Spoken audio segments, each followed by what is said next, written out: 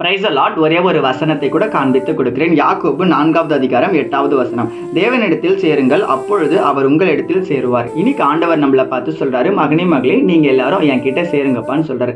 சேரது அப்படின்னா என் ஃப்ரெண்ட்ஸ் எல்லாம் பார்த்தீங்கன்னா கொஞ்ச நாளைக்கு முன்னாடி என்ன கிரிக்கெட் விளையாட்டு கூப்பிட்டாங்க. நான் சின்ன வயசுலேருந்து காலேஜ் படிக்கிறோம், கிரிக்கெட் விளையாடி தான் இருப்பேன் சண்டே டைம்ல ஈவினிங்ல. ஆனால் நான் சண்டே கிளாஸ் எடுக்கிறதுக்கு எப்போ நான் அர்ப்பணிச்சு நான் ஊழியத்துக்காக நான் போகணும், அதுலேருந்து கிரிக்கெட் விளையாடுறத நான் விட்டுட்டேன். என் ஃப்ரெண்ட்ஸ் எல்லாம் இப்போ என்ன கூப்பிடுறதும் கிடையாது, என்கிட்ட பேசுறதும் கிடையாது, பழகிறதும் கிடையாது. நான் அதை பற்றி ஃபீல் பண்ணல. ஆனால் ஆண்டவருக்கான நேரத்தை செலவழிச்சு அவருக்கான வாழ்க்கையை நான் ஒப்பு கொடுத்து அவருக்காக வாழும்போது நான் இப்போ அவரோட சேர்ந்து ஐக்கியத்தில் வாழ்ந்துட்டு இருக்குங்க. நான் ஃப்ரெண்ட்ஸ் கூட போக வேண்டாம், கிரிக்கெட் விளையாட வேண்டாம், இதெல்லாம் பண்ண வேண்டாம் நான் சொல்லலை. ஆனால் ஆண்டவரோடு கூட நீங்கள் ஐக்கியப்படணும் அப்படின்னா சில விஷயங்கள் சாக்ரிஃபைஷன் பண்ணி தான் ஆகணும். இந்த உலகத்தில் சில காரியங்கள் இருக்கும், அதெல்லாம் நீங்கள் சாக்ரிஃபைஷன்ஸ் பண்ணி நீங்கள் இருந்தால் மட்டும்தான் ஏசப்பா கூட சேர முடியும். அப்படி சேர பிள்ளையா இருக்க உங்கள் வாழ்க்கையில் ஏசப்பா உங்களை அம்போன்னு விட்டுற மாட்டார். அவர்களை காட்டிலும் மனிதர்கள் எல்லாரையும் காட்டிலும் உங்களை மேன்மையாக வைப்பார்.